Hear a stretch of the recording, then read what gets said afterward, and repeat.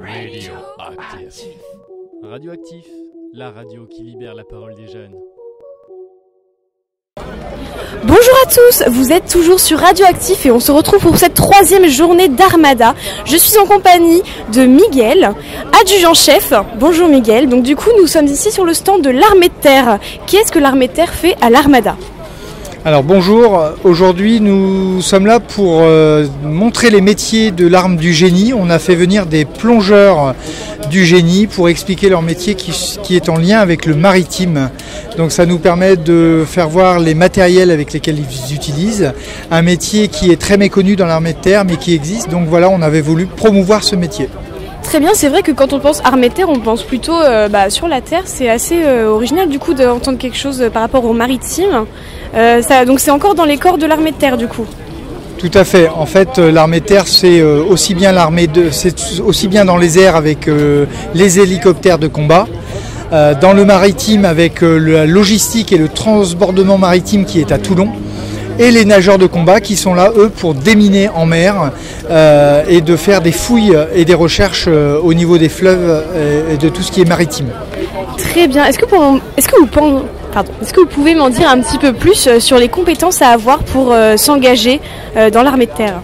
Alors, pour s'engager dans ce milieu du génie, il faut avoir entre 17 ans et demi et 32 ans. Il faut être sans diplôme à Bac+5. Très bien, donc c'est très large en fait. Très large, une cible qui est très large. En fait, il faut vouloir accepter les 6 valeurs de l'armée de terre, qui sont l'équité, qui sont le dépassement de soi, le mérite, donc voilà, différentes valeurs qu'il faut avoir en soi et de la motivation. Du sport et vous avez toutes les cartes en main puisque nous on va vous former complètement pour accéder à ce métier. Très bien, donc pas besoin d'avoir un certain physique, etc. avant d'entrer dans l'armée de terre. En fait on passe un test du coup, je pense, voilà, et puis en fait on est formé juste après. Tout à fait, en fait on va vous faire passer des tests de sélection, on va voir votre niveau sportif au démarrage. Il faut quand même arriver avec un minimum. Mais ensuite, durant les formations, on va vous faire évoluer, tant sur le plan physique que mental, pour arriver à réaliser les missions qu'on vous donnera.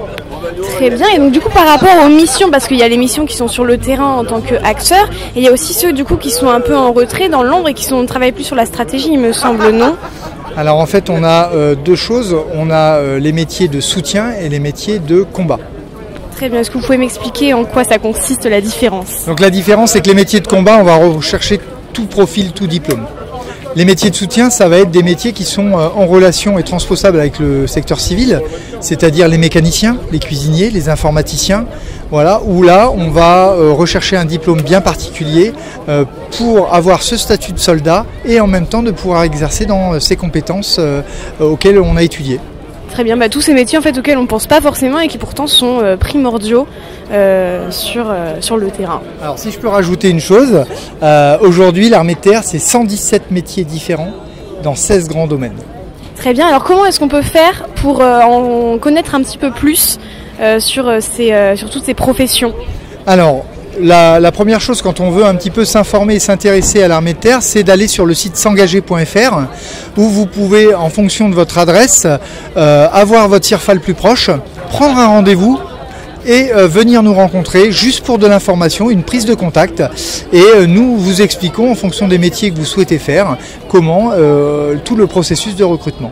Et parfait, donc vous qui nous écoutez, n'hésitez pas à vous informer, c'est très important. Merci beaucoup Miguel, est-ce que tu as quelque chose à rajouter pour conclure cette interview ? Non, je vous souhaite à tous une très bonne armada. Bonne armada à toi aussi, puis merci beaucoup. Radioactif. Radioactif, la radio qui libère la parole des jeunes.